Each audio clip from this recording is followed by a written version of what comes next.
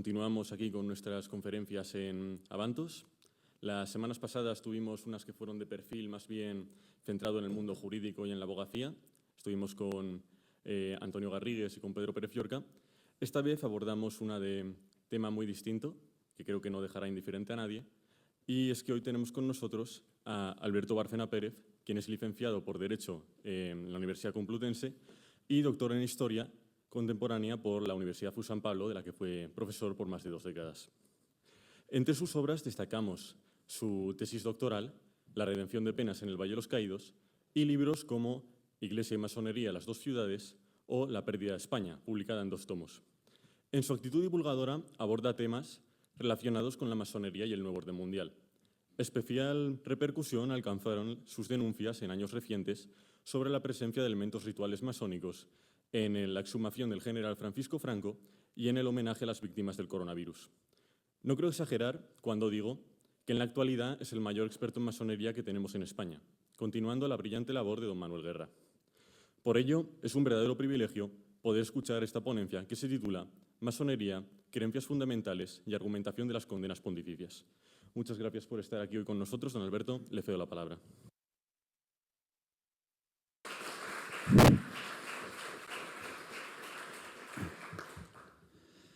Este es un tema que empecé a estudiar hace ya bastantes años. Me había atraído siempre, pero como historiador veía que en la historia contemporánea, en España y también en Occidente en general, había episodios que no se podían explicar, que no se podían entender, que faltaba algún elemento que nos pudiera dar la clave de por qué habían ocurrido, ¿no? Y el elemento resulta que, estudiando la historia de la masonería, que tiene su propia historia, ¿dónde me lo pongo? Estudiando esa historia, pues vi que sí, la clave estaba en la actuación de esta secta secreta que ha tenido un peso enorme, no es algo anecdótico en la historia de Occidente. Si hablamos de la secularización en Europa y en América también, que tiene lugar sobre todo a partir de la Ilustración en el siglo XIX con más intensidad todavía, y en el XX pues continuamos, ahora mismo ya, ¿para qué vamos a hablar? Pues vemos que en ese proceso secularizador la masonería ha jugado un papel importante por una cuestión bien sencilla. Aspiró siempre y lo logró pronto estar en política, estar presentes en el mundo de la política y, por supuesto, de la cultura. Eso se les ocurrió algo más tarde, pero sobre todo en la política han estado siempre.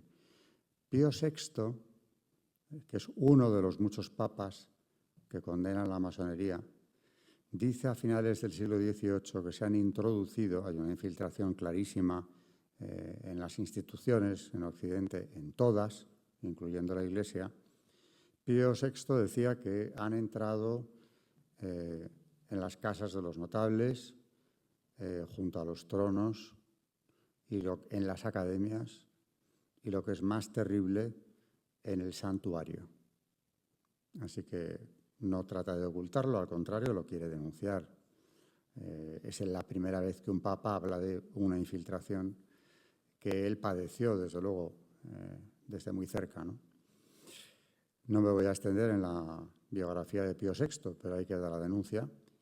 Y como iba diciendo, ese peso que ha tenido en la vida cultural, siempre desde sectores generalmente progresistas, liberales, ese peso que ha tenido en política también en los partidos liberales de distinto signo, pero en la mayoría de ellos, por no decir todos, es lo que ha ido configurando el pensamiento occidental contemporáneo. Cuando el cardenal Ratzinger, a punto de convertirse en papa, en aquella homilía histórica que hizo en la misa Proeligiendo Pontifice, precisamente para que el Espíritu Santo acudiera a iluminar a los cardenales que lo eligieron a él, en esa homilía habla de una dictadura del relativismo. Dictadura, porque todo el que no acepte ese relativismo moral, filosófico, etcétera, está fuera del marco. está fuera del consenso social básico. Cuando él lo dijo, fue justo a la muerte de Juan Pablo II y era ya una verdad indiscutible. Pero es que luego esa dictadura del relativismo dio paso a algo más grave aún, aunque era previsible que ocurriera, como es lo que él calificó en 2020, ya Papa emérito, como el credo del anticristo. Dice en su biografía autorizada, Benedicto XVI, Una vida, de Peter Sebald, se ha ido constituyendo o se han ido arraigando una serie de dogmas anticristianos en la sociedad moderna que hacen que todo el que no se adecue a ellos, el que no los acepte, esté excluido del consenso social básico. Puso 3 ejemplos en esa ocasión: aborto, producción de seres humanos en laboratorios y matrimonio homosexual. ¿De qué estaba hablando en su conjunto? Pues estaba hablando de los que se consideran ahora nuevos derechos.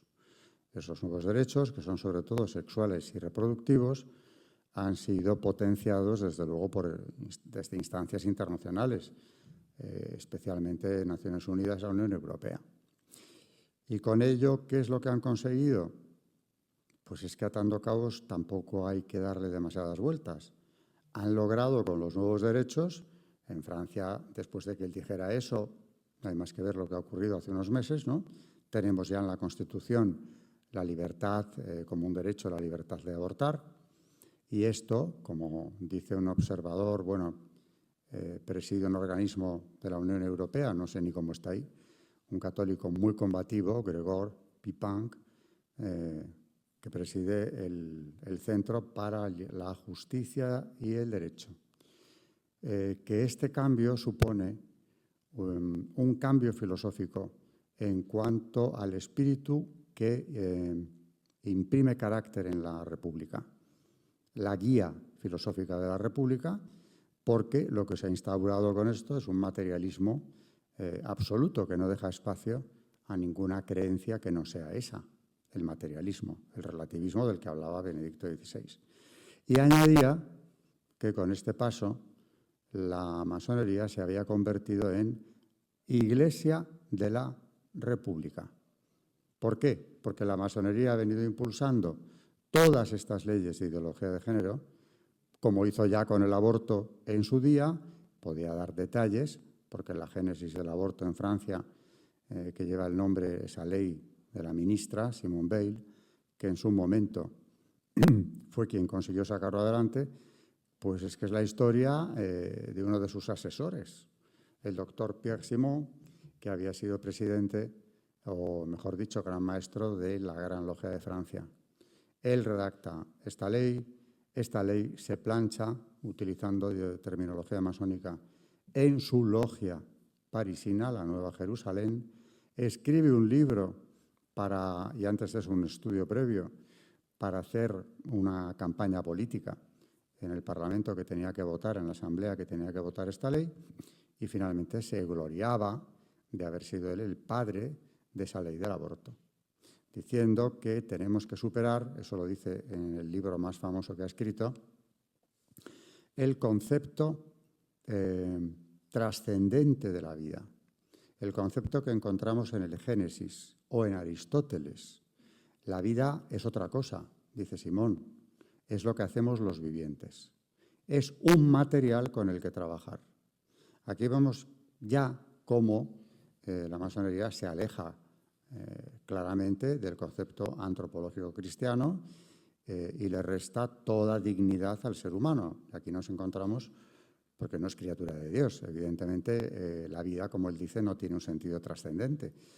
Y aquí nos encontramos con una contradicción verdaderamente chocante, porque si la masonería es una gnosis, es decir, trata de hacer creer al que se integra en ella que son poseedores de un conocimiento oculto superior al que no se puede acceder si no es grado a grado y por enseñanza de ellos, de sus maestros, esos gnosis.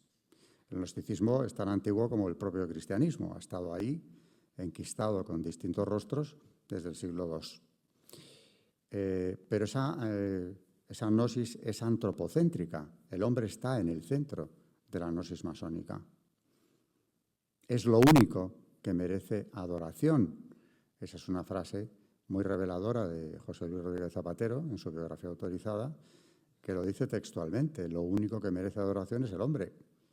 Bueno, pues ese hombre que merece tanta adoración resulta que carece de la dignidad que cualquier cristiano le reconoce, al extremo de que su vida no vale nada. Porque es que ahora mismo en la escala de valores, si hacemos una declaración de derechos, todas están ya superadas. Pero si hiciéramos una declaración de derechos ahora mismo, salvo que quisiéramos mentir de forma abierta, tendríamos que reconocer que el derecho supremo hoy en día en Occidente es el derecho a satisfacer el impulso sexual por la vía que cada uno elija. Y ese derecho está muy por encima, esto es de herencia freudiana y de la Escuela de Frankfurt, ese derecho está muy por encima del derecho a la vida. Esto como introducción, porque hay que hablar de masonería y quiero hablar sobre todo de las condenas pontificias, porque creo que como católicos, yo estoy hablando como tal, ante todo tenemos que saber cuál es la verdadera postura de la Iglesia ante este asunto. Bueno, la masonería, por cierto, antes de nada hay que quitarse de la cabeza todas las leyendas fundacionales que ellos mismos han ido difundiendo. Los templarios, los constructores de catedrales, etcétera, etcétera, son un puro cuento masónico para enaltecer la secta.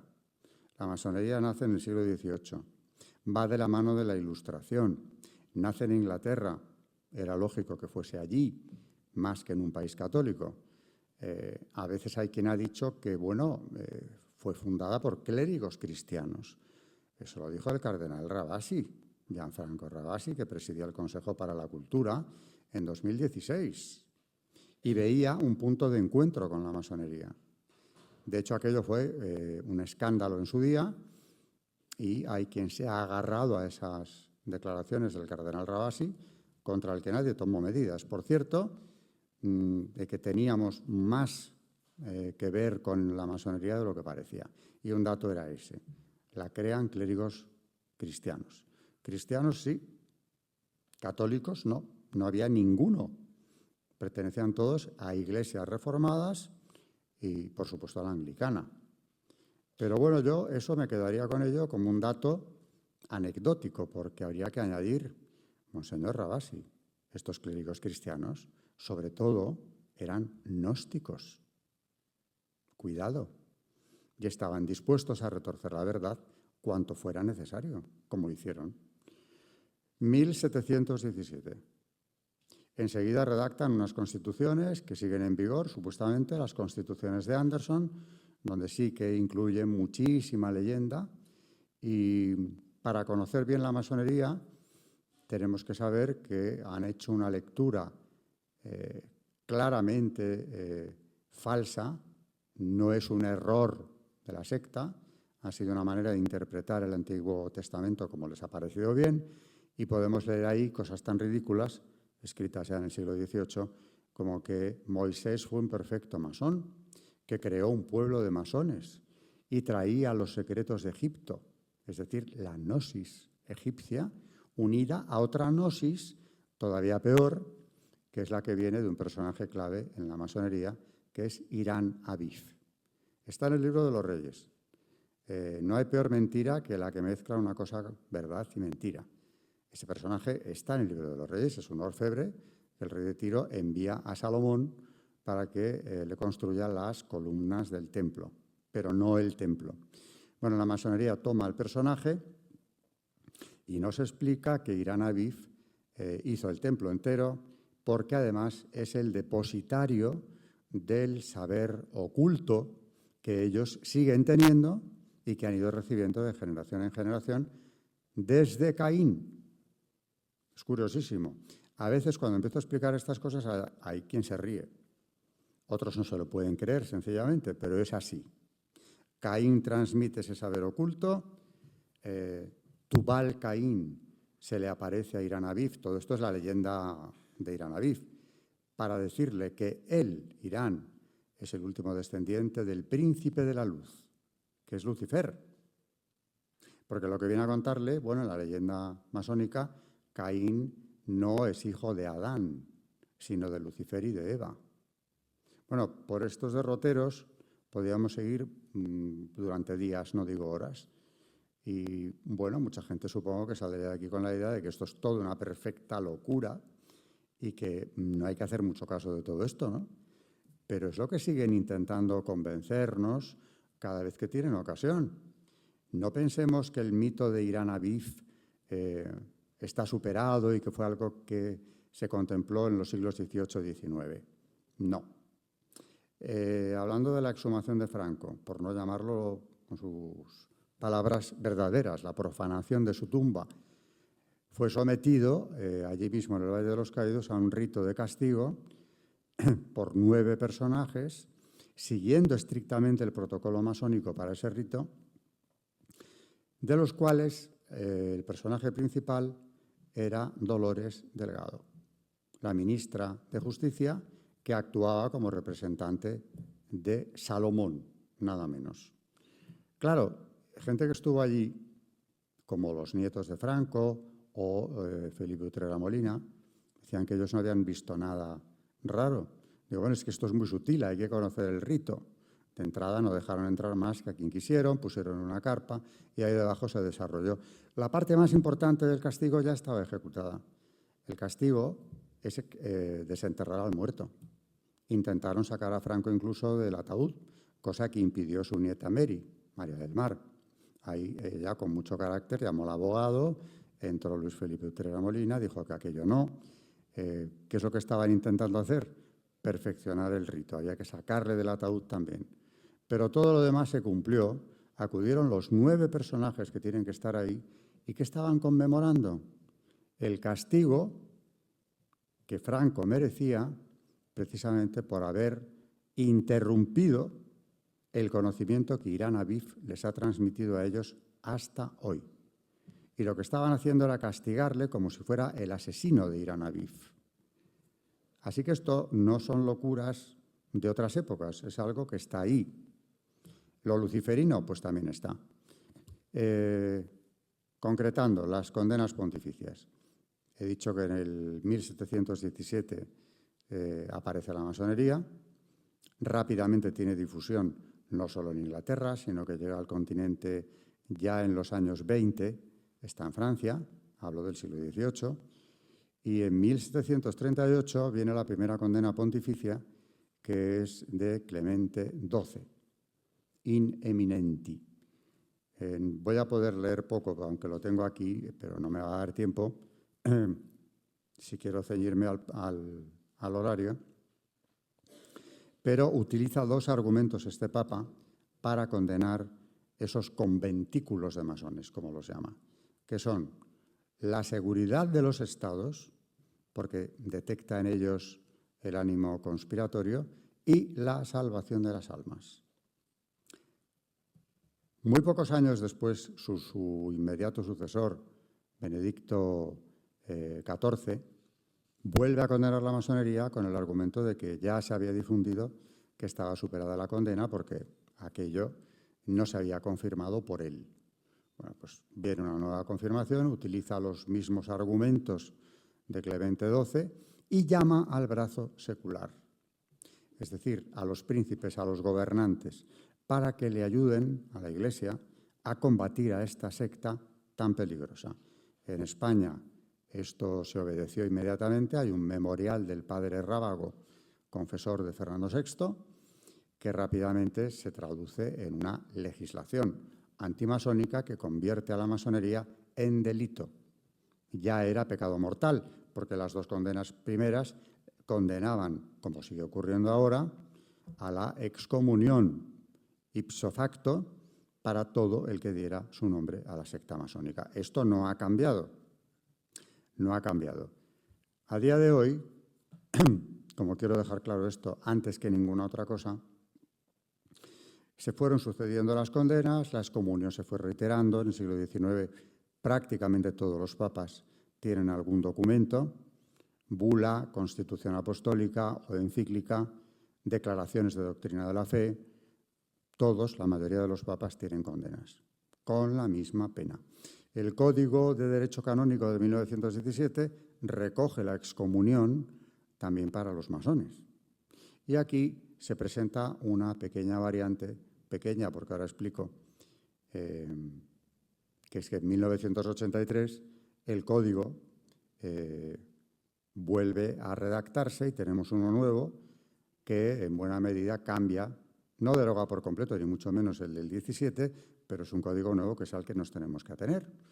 Y en este código no menciona la masonería, aunque sí que dice, y en esto está reproduciendo lo que ponía en el de 1917, que aquellas asociaciones que maquinen contra la Iglesia, los que den su nombre a estas asociaciones, están en pecado grave y, por supuesto, excomulgados. Lo que pasa es que no pone la palabra masonería. Hubo un debate ya entonces, en el 83, en la comisión que redactaba el código, y triunfaron los que eran partidarios de incluir en el mismo código un mínimo de casos de excomunión por encontrarlo un poco demasiado tajante o duro en aquel espíritu postconciliar. Sin embargo, viendo el peligro que esto encerraba, el cardenal prefecto para doctrina de la fe, en aquel momento Joseph Ratzinger, publica una declaración coincidente con la aparición del Código, 1983, mes de noviembre, en la cual dice que se ha cuestionado, por eso empieza con las palabras quasitum est, si la no mención expresa de la masonería del nuevo Código quiere decir que ya es compatible la doble pertenencia. No es así, dice la declaración. Es muy breve, es un folio, merece la pena buscarla. Otras condenas, por cierto, han ido desapareciendo de Internet. Estaban todas, ya no. Pero esta sigue, es demasiado reciente y está tan en vigor que no la han quitado por ahora. En esta declaración del 83 dice que el masón es muy sencilla. La idea no se nos puede ir. Está en pecado grave y no puede acercarse a la Santa Comunión. Explica también que si no se menciona la palabra masonería en el Código Nuevo es porque es un concepto editorial, un criterio que se ha seguido, pero que está, por supuesto, englobada cuando se habla de asociaciones que maquinan contra la Iglesia, que nadie dude que ahí está la masonería, junto con otras sectas que hacen lo mismo. La declaración aparece al tiempo, fue un jarro de agua fría para muchos masones que pensaban que ya quedaba superada la excomunión. Tienen verdadero interés en que esto sea así, cosa bien chocante, porque si no están de acuerdo con la Iglesia Católica y se niegan abiertamente a cumplir una norma tan básica como es no afiliarse a esto, no entiendo por qué les crea tanto problema que la Iglesia siga recordándonos que no se puede. Esto fue en el 83, no había vuelto a haber más condenas, el Papa Francisco no tenía documentos al respecto, tampoco es necesario que todos los papas redacten un documento en relación con el tema, pero sí que se había manifestado con claridad varias veces. Recién llegado al solio pontificio, creo que fue en el mismo año 2013, suspende y luego excomulga a un sacerdote francés, Pascal Bessin, que era de la diócesis de Annecy, al que se descubrió, digo que se descubrió porque él no lo decía, es más, lo negó en un primer momento, que era masón y sacerdote, párroco en una parroquia de Megève. Con demasiadas contemplaciones, encuentro, el obispo de Annecy le dio a elegir entre una cosa u otra porque las dos no podía ser. Eligió ser masón. Y lo llevaron por todas las televisiones y radios como víctima de la Inquisición romana. Pero ¿qué víctima de nadie? Esto es lo que hay. Él era consciente del paso que estaba dando. Es más, se le ha dado a elegir y ha elegido esto. Posteriormente, también el propio Francisco rechazó al candidato para embajador en la Santa Sede que le presentaba el gobierno del Líbano, Johnny Ibrahim, gran diplomático, intelectual, con varios méritos y talentos, pero que era masón también. Lo rechazó 2 veces porque el gobierno presionó, libanés, no lo aceptó. Y luego tiene algún discurso, como el que pronunció en Turín a los salesianos, donde equipara a la masonería con lo diabólico, pero no tenía un documento.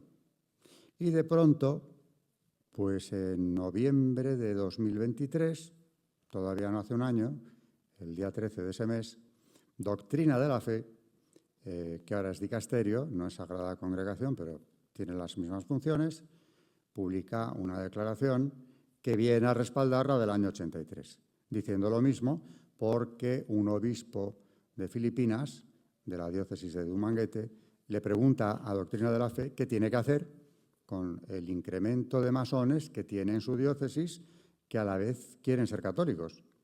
La respuesta es muy contundente. Lo que le dice Doctrina de la Fe en noviembre del 23 es que no deje de tener en cuenta la declaración del 83, parece mentira que haya que decírselo, porque ninguna de estas encíclicas o documentos se ha derogado jamás, y le propone incluso una doble actuación.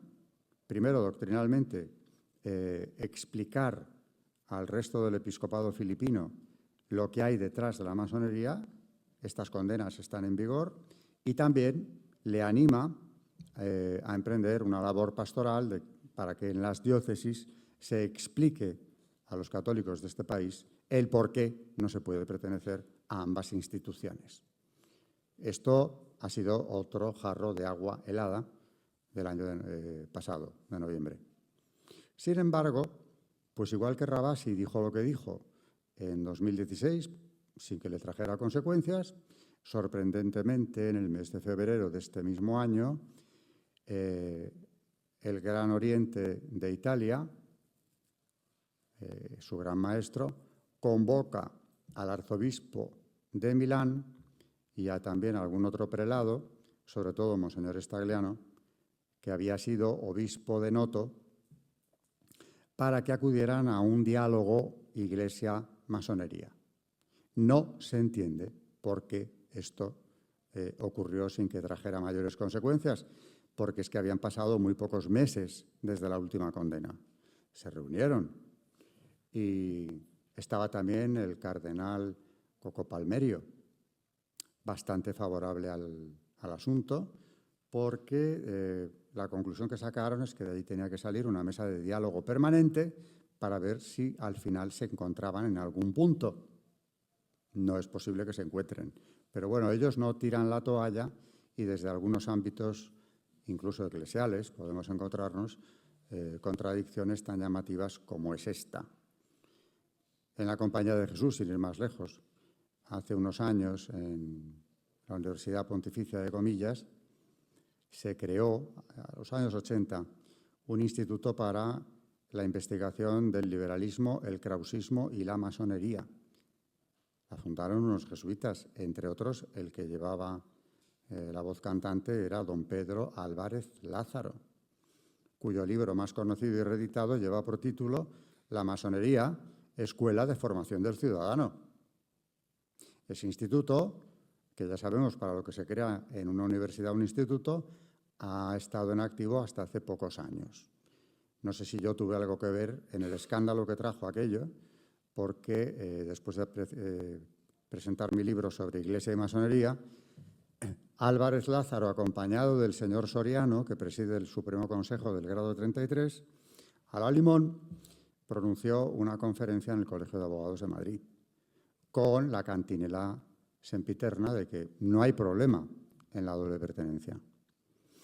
Por cierto, una antigua alumna que se le acercó y le dijo que le había parecido asombroso todo lo que allí había oído y me mencionó a mí porque él me había mencionado también en la conferencia, sin dar mi nombre, dio suficientes pistas y dijo, un sacerdote, es que le voy a machacar, yo era el que tenía que estar ya machacado.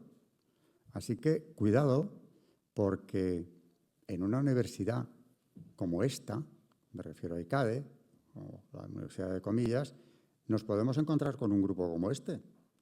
Es cierto que el instituto ha cesado en su actividad. sus obras se pueden seguir comprando. Y ahí queda esa labor hecha. De todas las maneras, yo pues he seleccionado algunos textos, pero como ya nos quedan 20 minutos, si no me equivoco, pues tampoco me va a dar tiempo de hablar mucho de textos.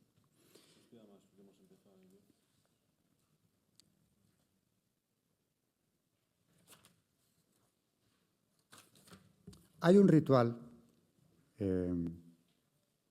voy a ir ya al fondo de la cuestión, porque verdaderamente si el culto luciferino tiene un espacio claro dentro de los rituales masónicos, yo creo que a cualquier católico le sobra con saber esto, ¿no? Para entender que la Iglesia lo haya condenado reiteradamente y que, aunque la Iglesia no lo hubiera hecho, no querer estar ahí dentro. Pero hay un rito que publicó en su día don Manuel Guerra, que ha sido el mayor experto en masonería hasta su muerte hace pocos años. Me pasó el testigo a mí porque ya de este tema no habla prácticamente nadie. Don Manuel publica en uno de sus libros, La trama masónica, publica el ritual de iniciación en el grado 29. Estos grados han sido luego, el ritual ha sido alterado, me consta, porque les parecía que esto estaba saliendo demasiado a la luz y los rituales eran excesivamente descarados, pero que en el ritual del 29 o del 30 se incluía la vejación de la cruz, es un hecho que está documentado. El general Serrano, cuando se estaba iniciando en ese grado 30, se negó a escupir al crucifijo que le estaban presentando los que en ese momento dirigían la logia en la que él entraba. Bueno, le dieron una explicación de que no era verdad, no queríamos que hicieras esto, sino que era una prueba para ver tu templanza. Bueno, lo que querían es que entrara y entró, pero no quiso colaborar demasiado. En el 29, y digo que este grado, cuando yo he leído el ritual hace tiempo, si le daba credibilidad es porque quien lo publicaba, para mí, la merecía por completo.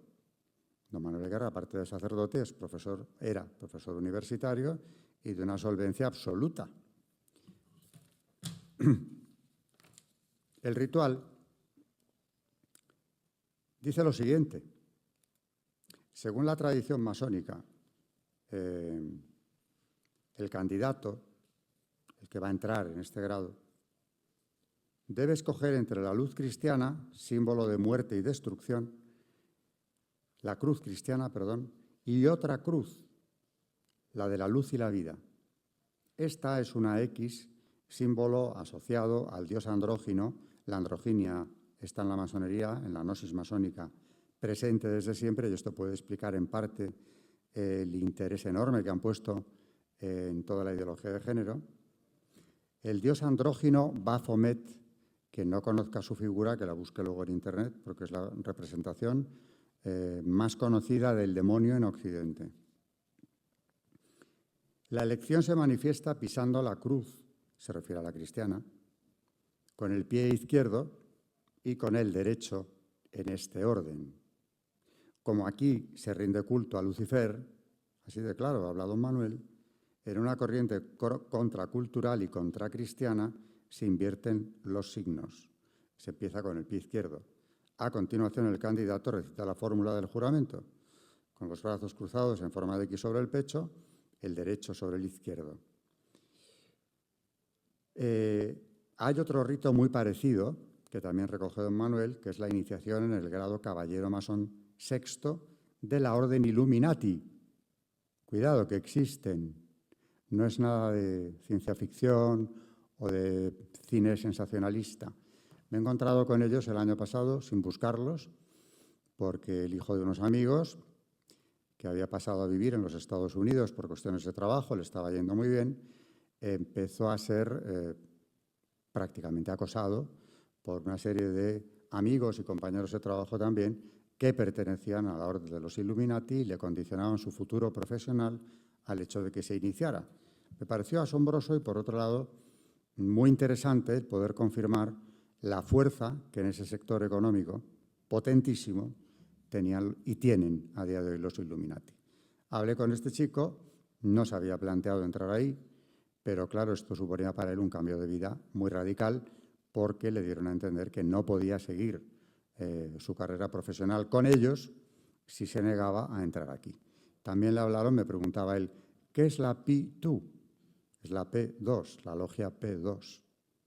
La logia P2 nació en Italia, parecía desaparecida, pero no, en América tiene, sobre todo en Hispanoamérica, pero en Estados Unidos también tiene una vigencia muy clara. Sus amigos Illuminati, los de este chico, eran también muchos de ellos o de la propaganda DUE, que es lo que significa las siglas, o muy afines a ella. Es decir, son dos realidades vivas en los Estados Unidos. Y en sectores, por cierto, nada fantasiosos, pero que manejan una parte considerable de la economía de los Estados Unidos. Lo cuento porque las experiencias personales son muchas veces muy ilustrativas. Bueno, pues el caballero masón sexto, en esta orden de los Illuminati, empieza entrando con el candidato en el templo, se coloca de pie ante el altar, que está cubierto con el paño negro, velas rojas encima, en fin, de todos los detalles del altar. Con los brazos hacia el cielo, en forma de V, exclama: «A la gloria del gran arquitecto del universo». Un inciso. Esa es la divinidad a la que ellos tienen que adorar. ¿Quién es el gran arquitecto? Nos da exactamente igual, les da a ellos incluso exactamente igual, porque no tiene que ser una divinidad concreta. Por eso dicen que aceptan cualquier religión. El gran arquitecto puede ser cualquiera. Puede ser Satanás, puede ser Lucifer, puede ser una abstracción, pero tienen que tener una creencia, tienen que ser creyentes. Eso en la masonería regular, que es la más conservadora. En la irregular, que surge en el siglo XIX, se acepta también el ateísmo. En la Gran Logia de Inglaterra, que es la madre de todas las logias regulares, no se acepta el ateísmo y, por tanto, hay que adorar al gran arquitecto, sea este quien sea. A la gloria del gran arquitecto del universo. Aquí, en este grado, llaman al gran arquitecto Baphomet. De los superiores desconocidos y de la orden Illuminati. El ritual sigue exponiendo la ceremonia, baja los brazos el candidato, coja la cruz, tírela al suelo delante del altar, cruce los brazos el derecho sobre el izquierdo, en el pecho en forma de X, y exclame que esta cruz, como símbolo de la muerte y la destrucción, desaparezca del mundo. Que la luz de Baphomet la suplante.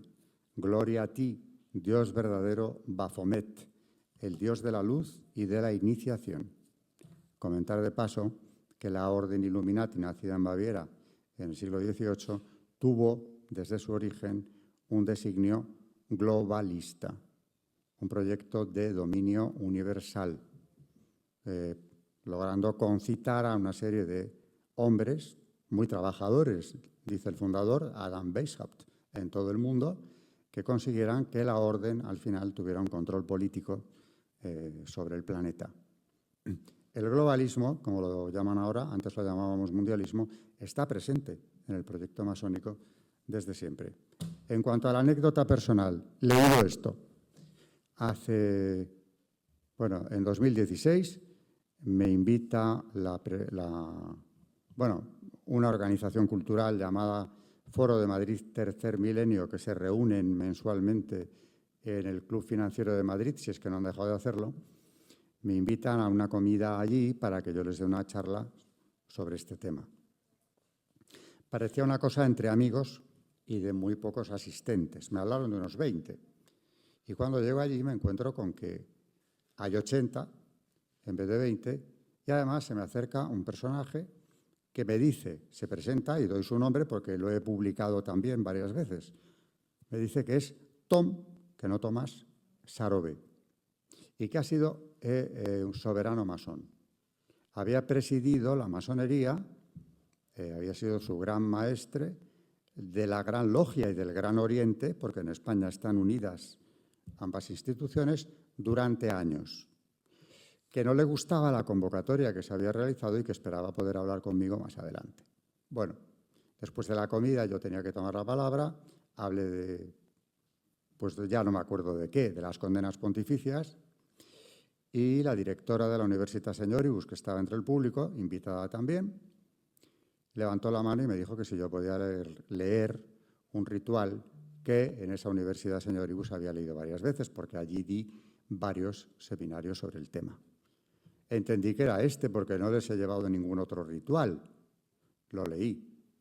Y al acabar, Tom Sarobe, que ya había respondido a lo que yo había dicho de una forma bastante agresiva, reivindicando a la masonería como la institución que había traído la libertad, la igualdad, la fraternidad, etcétera, etcétera.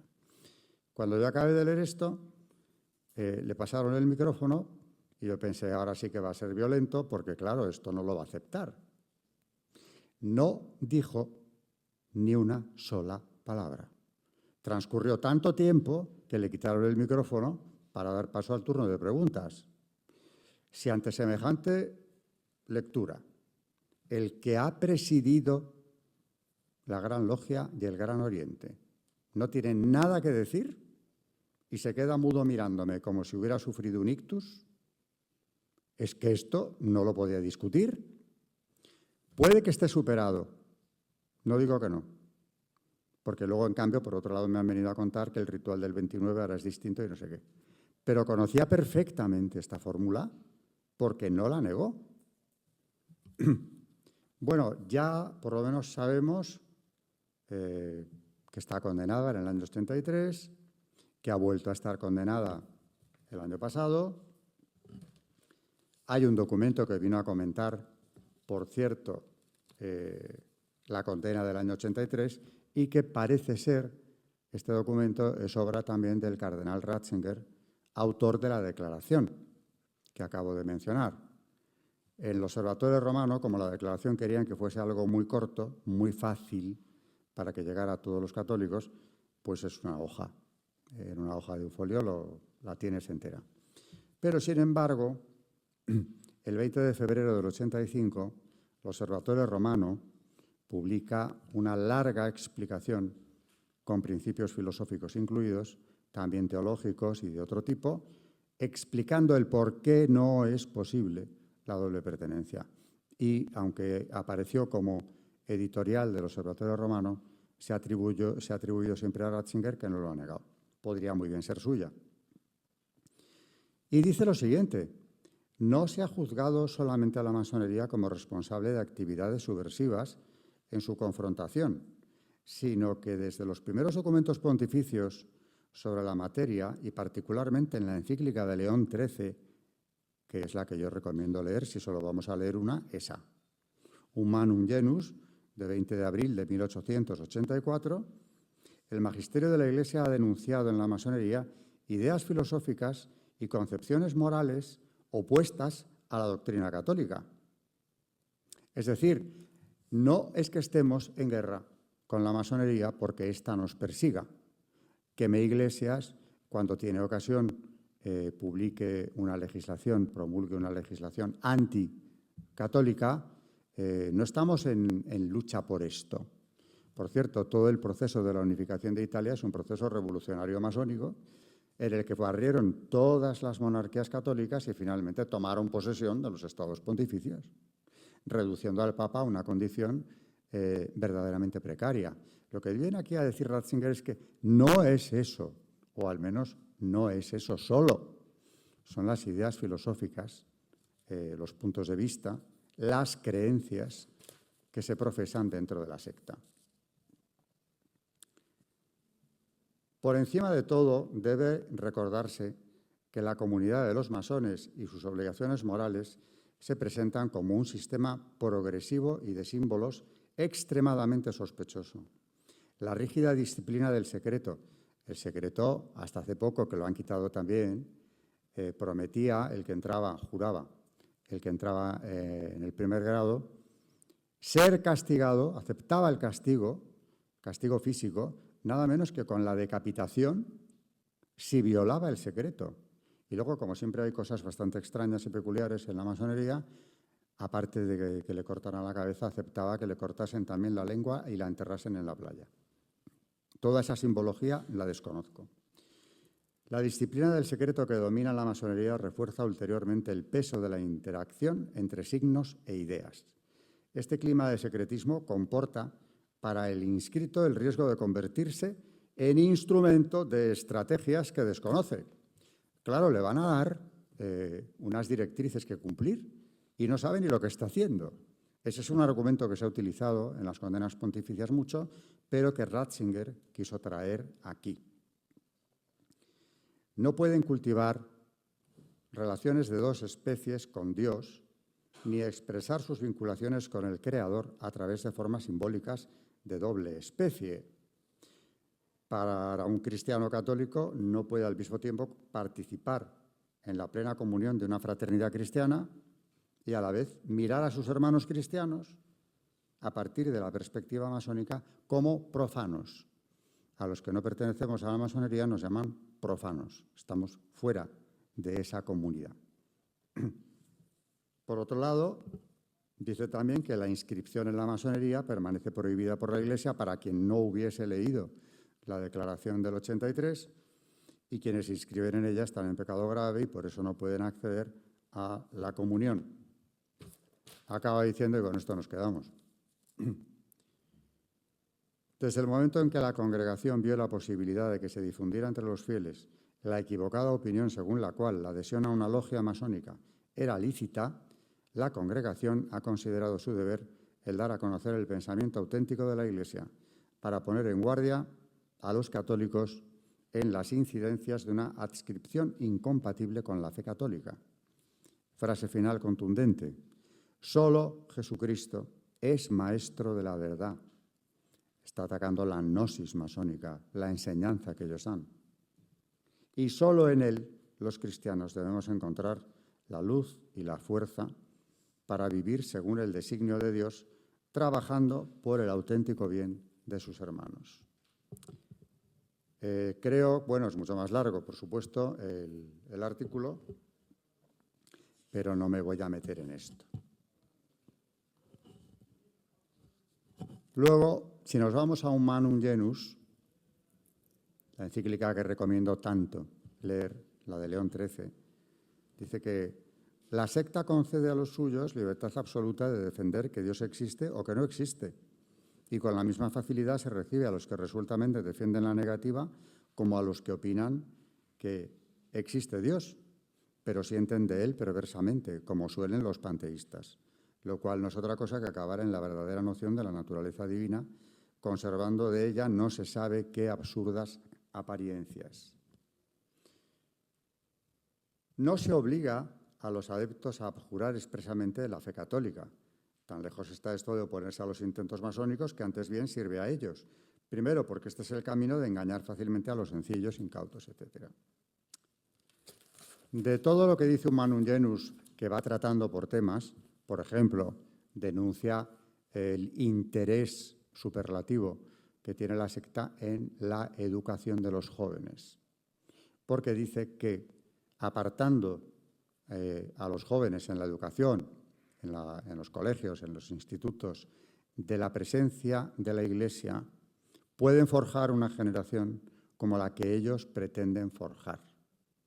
De manera que guerra a muerte, y se ha demostrado, porque aquí en la Segunda República, la Constitución del 31 y la Ley de Congregaciones Religiosas del 33, lo que hicieron fue sacar a la Iglesia a patadas de la educación, aparte de expulsar a los jesuitas, que no eran los de ahora, sino los de entonces. Eso fue otra de las medidas que se tomaron en aquel momento. Perdón, no quiero decir que todo jesuita tenga que ser como don Pedro Álvarez Lázaro, pero que desde luego en el 33 no había ninguno como él, también lo puedo afirmar. La educación, el matrimonio, siempre que han podido, han ido a lo que llaman ellos reforma de la familia o redefinición, que es una palabra que les gusta muchísimo, redefinir la familia. La familia, por eso, ahora mismo se ha convertido, siguiendo directrices masónicas, en un conjunto de personas que viven juntas, no sabemos muy bien con qué fines. Desde luego no abiertos a la vida, eso para nada hoy en día se contempla como un fin ni mucho menos prioritario, porque ante todo está el derecho a la satisfacción del impulso sexual. Por otro lado, también habla aquí León XIII del intento claro por desacralizar el matrimonio, controlar el poder político, escapar a la acción de la justicia. Dice, ¿cómo pueden pretender, viene a decir él, esto ya lo habían dicho 3 papas antes que él, que el secreto se les respete si están siendo procesados, por ejemplo, en una instrucción de un posible delito? Ante la autoridad tienen que decir lo que sepan del tema. Ese secreto masónico es completamente ilegal y resume perfectamente bien lo que ha pasado, lo dice 1884, cuando habla del nuevo orden mundial, no lo llama así, pero sí de la ingeniería social que ya practicaba de antiguo la masonería, cuando dice, singularmente, cuando hay otros argumentos, por cierto, clarísimos, que ponen de manifiesto esa falta de probidad natural. Porque por grande astucia que tengan los hombres para ocultarse, por grande que sea su costumbre de mentir, es imposible que no aparezca de algún modo en los efectos de la naturaleza de la causa. No puede el árbol bueno dar frutos malos, ni el árbol malo dar frutos buenos. Y dice, y los frutos de la secta masónica son, además de dañosos, muy amargos, porque de los certísimos indicios antes mencionados resulta claro, esto lo subrayaría como creo que es una de las frases más importantes de esta conferencia, resulta claro el último y principal de sus intentos, a saber, destruir hasta los fundamentos todo el orden religioso y civil establecido por el cristianismo y levantar a su manera otro nuevo con fundamentos y leyes sacadas de las entrañas del naturalismo. En definitiva, destruir para empezar a construir. No dice nada sorprendente. Palabras de paso que hay en la masonería según qué rituales. Ordo ab cao. El orden vendrá del caos. Solve et coagula. Esto lo han cogido de la cábala alquimista. Tienen mucho de la cábala judía. Hay que disolver para coagular. Es decir, primero destruye. Si no destruyes, no puedes hacer el mundo en el que estamos soñando. Para que veamos la manipulación, y esto ya no está en Humanum Genus, hace poco un sacerdote me prestó un manual masónico del siglo XIX donde me volví a encontrar con algo que ya había leído en don Manuel Guerra, y es la interpretación masónica del INRI, que estaba sobre la cruz del Salvador. No es lo que nos han contado. Jesús Nazareno, rey de los judíos, no, no. INRI significa, según los maestros masones, puede que ahora tampoco lo digan tan abiertamente, pero en el 19 sí, y más recientemente también, Igne natura renovatur integra. El fuego renueva toda la naturaleza. Volvemos al criterio de destruir para construir. Esto lo encontramos ya en una secta precedente a la masonería que no cuajó con la fuerza que ya lo ha conseguido en el siglo XVII, que son la secta de los Rosacruz, que nació en Alemania. No triunfó porque en la Guerra de los 30 años el Estado palatino, donde se iniciaba el movimiento, fue ocupado por los tercios españoles. Ahí evitamos una primera propagación de una secta muy similar. En uno de sus manifiestos, porque tienen 3 manifiestos Rosacruz, dicen claramente lo mismo. Hay que dejar el mundo como Adán lo encontró. Que están diciendo lo que decía León XIII, todo el orden religioso y civil construido por el cristianismo debe ser destruido hasta sus cimientos. ¿Y es que acaso no lo estamos viendo? ¿Es que los nuevos derechos no han destruido o lo intentan hasta los cimientos todo ese orden civil religioso también construido por el cristianismo? ¿Es que podemos adecuarnos los católicos o los cristianos en su conjunto a este descarte de la ley natural, a esta legislación nueva en la cual se puede abortar incluso al niño nacido? Porque, gracias a Dios, también hay noticias muy esperanzadoras de la reacción contra el aborto que ha tenido lugar en Estados Unidos desde hace 3 años. Pero también hay una reacción en sentido contrario. ¿Podemos adecuarnos al matrimonio homosexual? ¿Podemos adecuarnos a la educación sexual en los colegios, que, como decía Benedicto XVI, no tiene nada de neutra, sino que quiere llevar a los niños en una determinada dirección, arrancándoles los principios que les hayan podido inculcar sus padres cristianos? Por supuesto que no podemos adecuarnos. Esto lo dijo Benedicto XVI cuando habla de la libertad religiosa, dirigiéndose al cuerpo diplomático acreditado en la Santa Sede, y lo glosó Marcello Pera, que había sido autor de un libro con el Papa, donde dice: al cristiano se le imposibilita para adecuarse a la legislación de su país.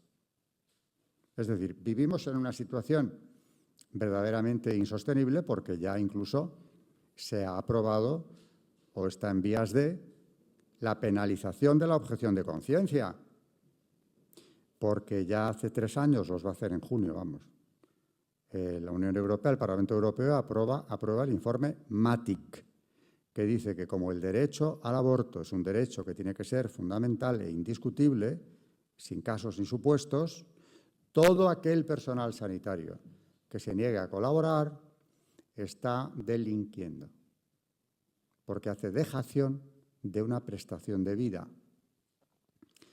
Esto lo dijo MATIC, se aprobó, de momento no se ha desarrollado. Estamos en que ahí está la directriz. Pero lo que ha hecho Macron, introduciendo ese derecho al aborto en la Constitución francesa, convierte al personal sanitario que no colabore en un presunto delincuente. Porque si es un derecho fundamental, ¿cómo voy a decir yo que no colaboro? La objeción de conciencia iban a por ella hace años y ahora está, desde luego, en entredicho, porque los derechos fundamentales están para ser respetados por toda la ciudadanía.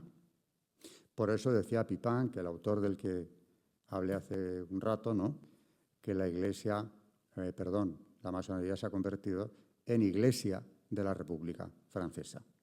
Verdaderamente ha seguido todo el transcurso de esta república hasta arrancarle a Francia, en la medida que ha podido, toda su raíz cristiana, a través de legislaciones como de la Segunda República Española y de todo lo que ha pasado en el siglo XIX, toda la legislación pro aborto, toda la legislación a favor de la ideología de género, todas esas leyes según confesión de un masón converso.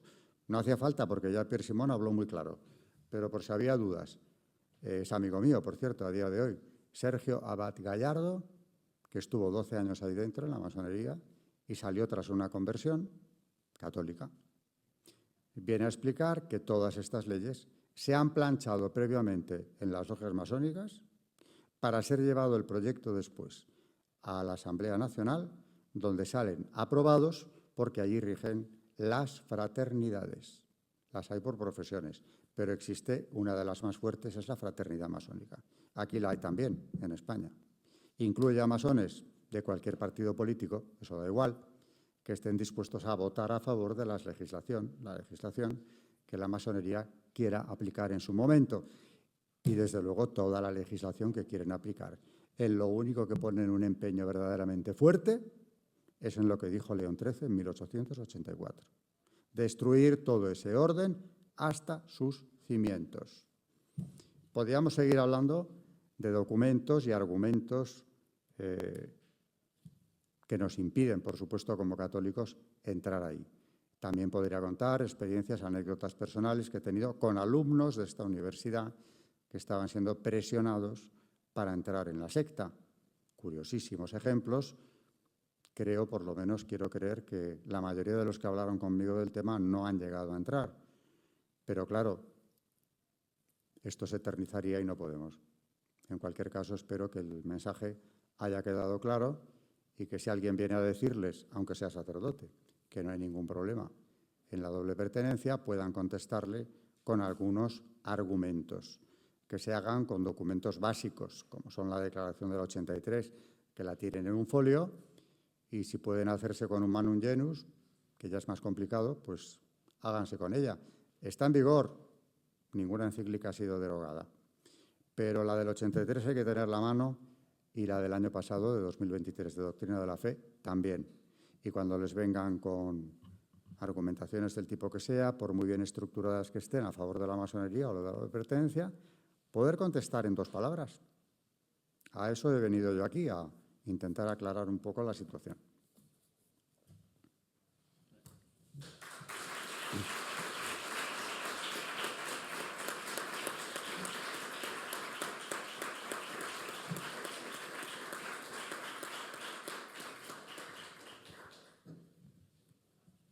Muchísimas gracias, don Alberto. Pasamos a ronda de preguntas.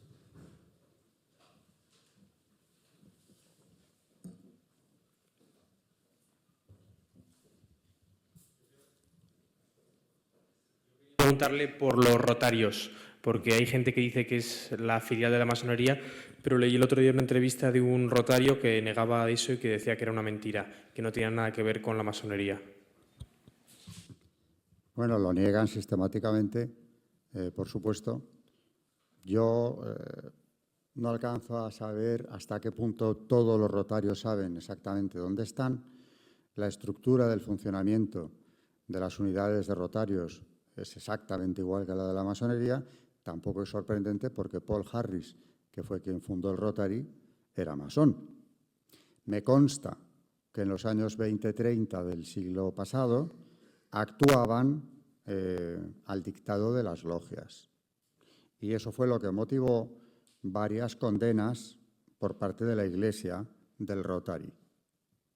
Fueron de obispos, tanto en España como en Hispanoamérica, pero con argumentaciones muy contundentes.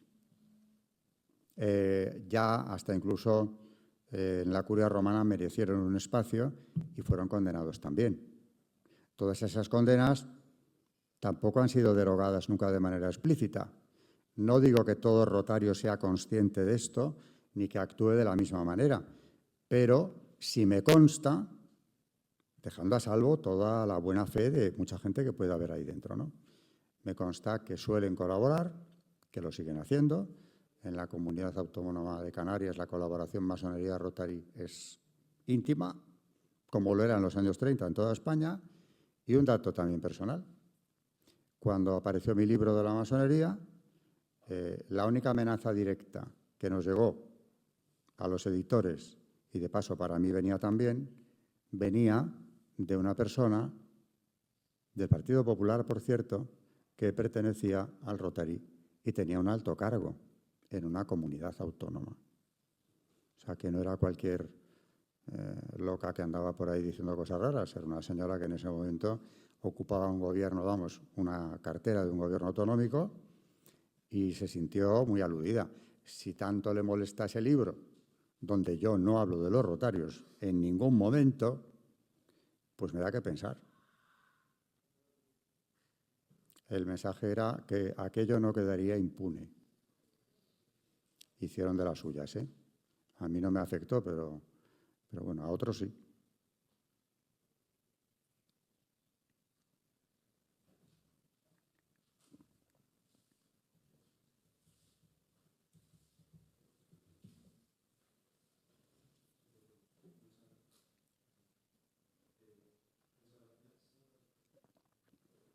Ahora, vale. Muchísimas gracias por escucharle, la verdad que ha sido un placer. En primer lugar, quería preguntarle por el tema de la tramitación de la ley del aborto en Francia, en la que, curiosamente, un partido que se hace llamar tradicional y derechista, como es el partido de Le Pen, votó a favor.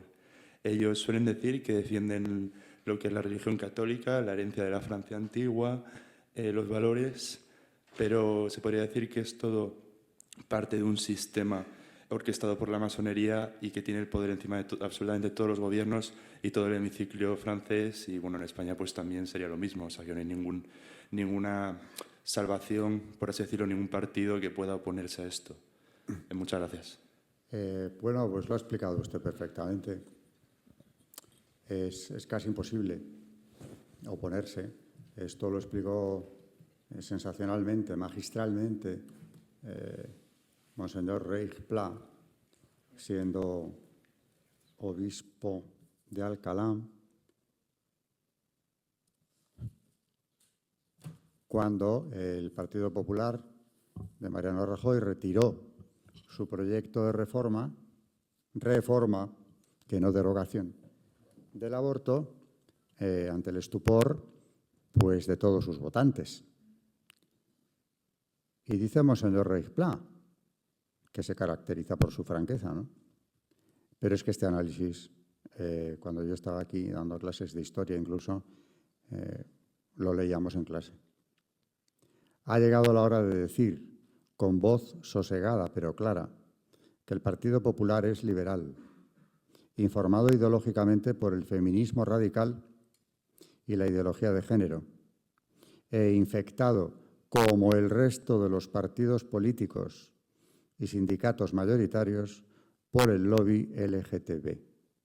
Siervos todos, a su vez, de instituciones internacionales, públicas y privadas, para la promoción de la llamada gobernanza mundial, al servicio del imperialismo neocapitalista. Es que no deja cabo suelto, que ha presionado fuerte para que España no sea ejemplo para Iberoamérica y Europa de lo que ellos consideran un retroceso inadmisible en materia abortista. Nos está hablando de instituciones internacionales públicas y privadas. Aquí puede incluirse sin ningún problema Naciones Unidas, Unión Europea, Foro de Davos, Club Bilderberg, privadas y no privadas. Nos está hablando de la promoción de la gobernanza mundial. Hacia eso vamos. A ver, ¿qué persigue la Agenda 2030? Al servicio de un imperialismo neocapitalista. ¿Quién lo está moviendo? Pues los señores que deciden por nosotros en el Foro de Davos sin tener ningún mandato porque no les ha elegido nadie. Es un escándalo.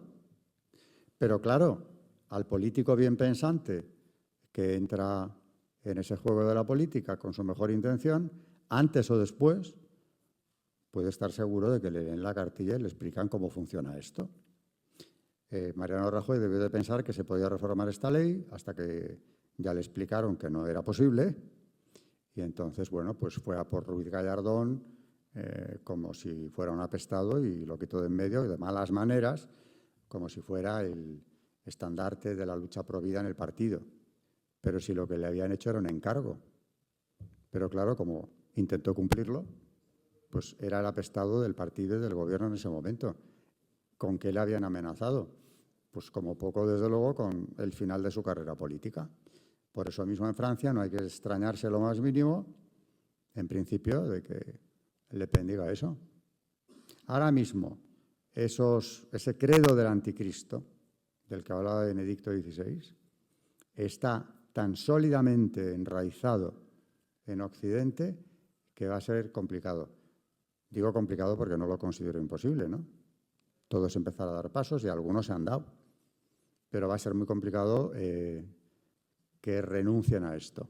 Porque, entre otras cosas, mientras no disminuya la población, y saben ellos por estadística que cuando se desploma es cuando el aborto está legalizado, con todos los métodos anticonceptivos que existen, van a seguir con esto. Por eso, y también porque han dado en la diana. Si el aborto es legal, estamos todos manchados de sangre. Y aquí nadie puede decir que no, porque se está financiando con los impuestos, que pagamos todos. Y esto algún día, supongo, que se hablará de esta época como de la Alemania nazi. Pero es que los alemanes de entonces no sabían lo que ocurría en los campos. Y alguien podrá decir, pero es que los europeos de aquella época o americanos no sabían lo que estaba ocurriendo en los abortorios. Claro que lo sabemos. Y claro, no podemos tener la conciencia tranquila del todo porque eso está aquí, han dado en la diana a la hora de hablar de derechos humanos, porque, como decía también Juan Pablo II en Evangelium Vitae, ¿qué ha pasado? Se interroga él. ¿Cómo es posible que hayamos llegado a este punto? Que lo que era un delito se haya convertido en un derecho. Y se responde él solo. Detrás de toda violencia contra el prójimo se esconde la lógica del maligno. Ya está. Yo creo que podemos tener tiempo para una o dos preguntas más.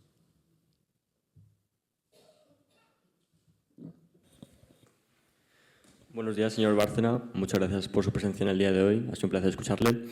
Y tengo entendido, corríjame si no es correcto, que Francisco Franco hablaba de la existencia de un contubernio judeo-masónico que desde su fundación buscaba destruir España.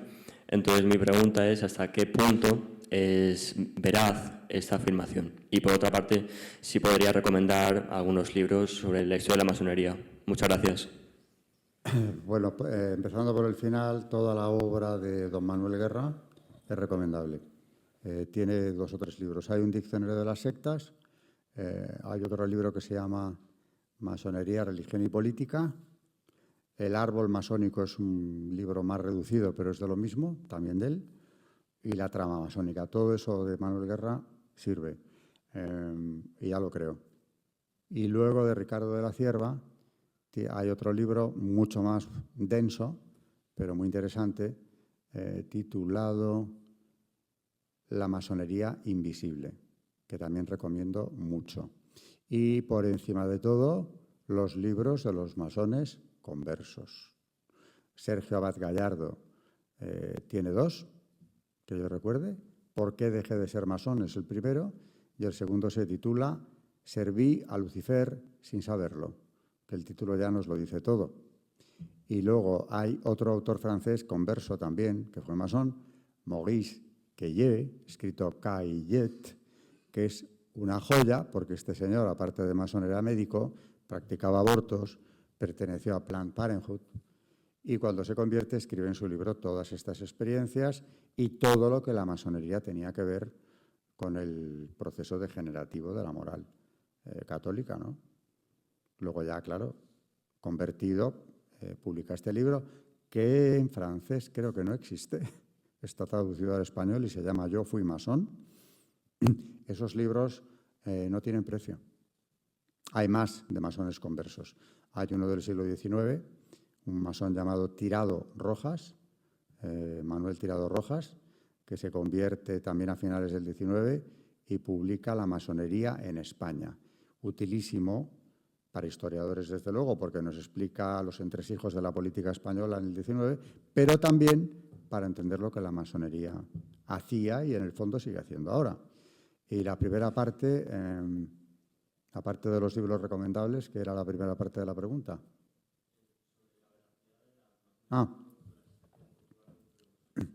Vamos a ver, Franco habló realmente hasta la saciedad de las fuerzas anti-españolas, que para él eran 2, comunismo y masonería. Crea un tribunal para eso, que claro, le hizo muy antipático en los gobiernos anglosajones especialmente. Truman no podía resistirle porque Truman era un señor que se hacía fotos con el mandil puesto. Así que imagínese lo que le parecía a Franco.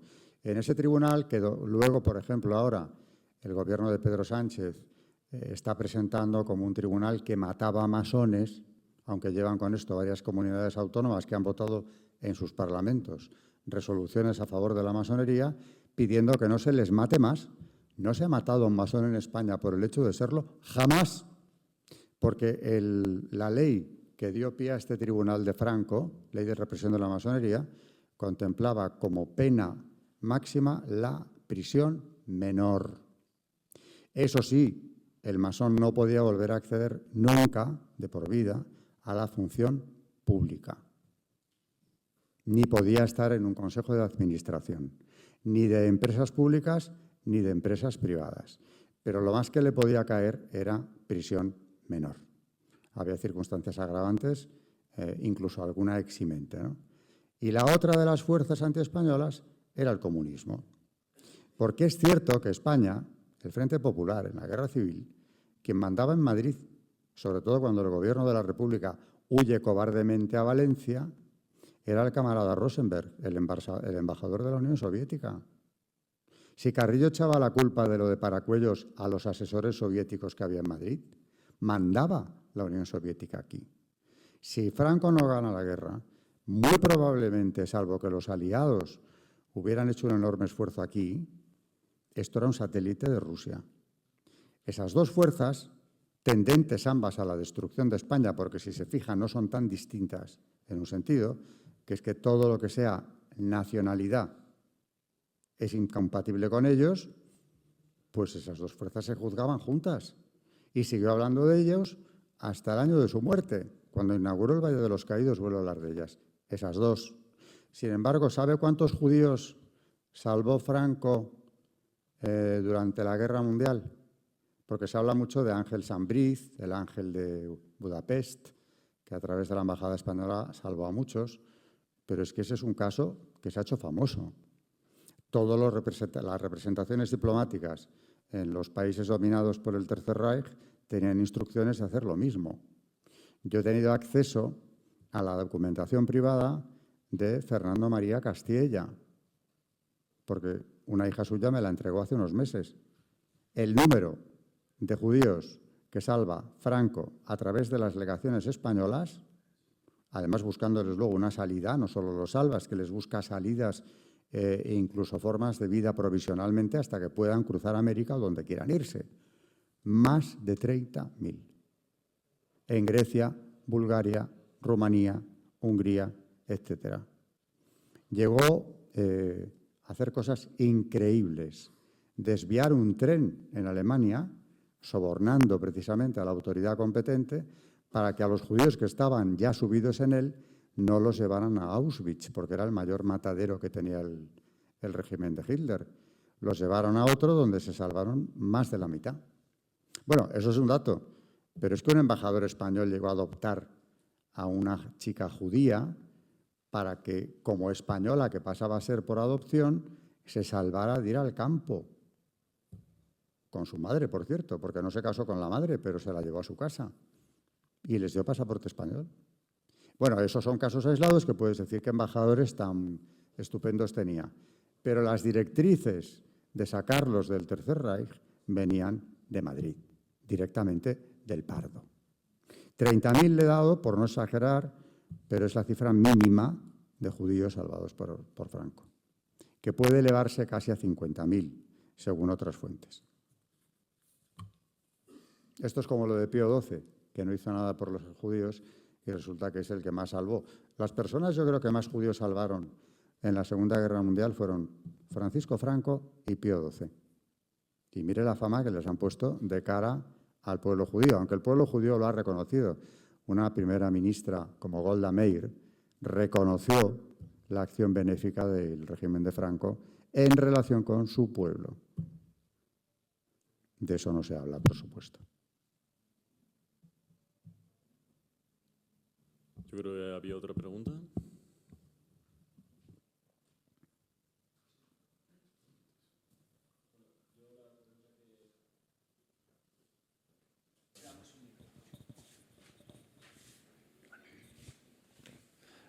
Buenas tardes, Alberto. Enhorabuena por la ponencia. La verdad es que siempre es un placer escucharle.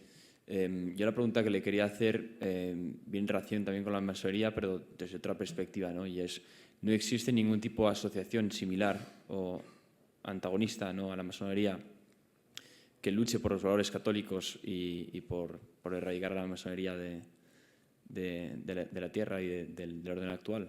¿Existe algo parecido a esto o no? ¿Clandestinamente?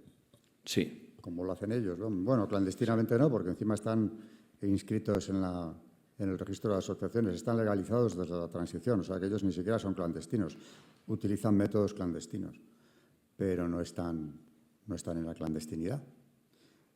Organizaciones católicas que intenten hacer esto, pues mire, ya en el siglo XIX, para denigrar a la Iglesia, se inventaron una organización llamada el Ángel Exterminador, que supuestamente iba matando masones por donde los encontraba. No existió jamás el Ángel Exterminador. Y en cuanto a un combate a muerte contra la masonería de manera específica, tampoco hay ninguna organización que se dedique a eso. Hay organizaciones que están defendiendo supuestamente principios de la fe católica y que tratan de combatir hasta donde llegan la acción legal, o sea, que desde la legislación española se está haciendo en contra de esa fe católica, pero no tienen un matiz específicamente antimasónico. Porque, por ejemplo, ¿qué relación guarda la orden del Temple actual con la masonería, por ejemplo? Ninguna. El Temple, eso es una cosa que se han colocado ellos también, otra medalla que se han puesto, ellos dicen venir de los templarios. El Temple, además, actual, ¿qué es el Temple? Pues se lo han inventado también, porque los templarios fueron eliminados en Francia, ya hasta el gran maestro del Temple fue quemado públicamente y se acabó el Temple. Hacían cosas bastante sospechosas, por cierto. Pero ese Temple, como tantas órdenes que se han inventado luego, no existe. De acuerdo, muchas gracias. Pues con esto concluimos el turno de preguntas. De nuevo, muchas gracias otra vez por haber estado hoy aquí con nosotros, don Alberto, y concluimos la sesión.